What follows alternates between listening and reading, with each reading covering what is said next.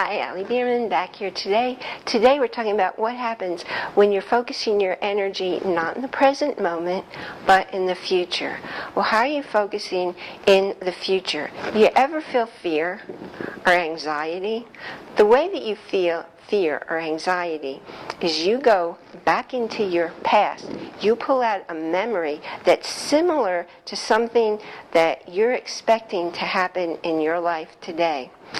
And maybe it was a memory of something that happened, or maybe it was a memory of something you were afraid was going to happen but never did, which in most cases is actually the fact. In fact, it was Mark Twain who said, "I've lived a long life filled with many worries, most of which never happened." So how are you living your life?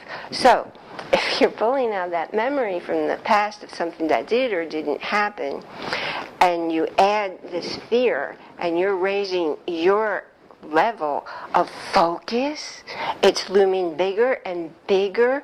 That meeting with the client, well, last time you met with the client, there's a reason you felt crummy about meeting with this client. That client was just in a crummy mood, was kind of nasty to you, and didn't like anything that you were proposing. So you're pulling that moment out, you're putting it into the future, maybe today when that meeting's happening, only this time you have that client being just so angry and so nasty that you just know you're in for a horribly awful experience. You're dreading it. In fact, you're actually fearful the client's going to fire you in your company. That's what happens when you fail to live in the present moment, because that client's not doing anything to you in the present moment.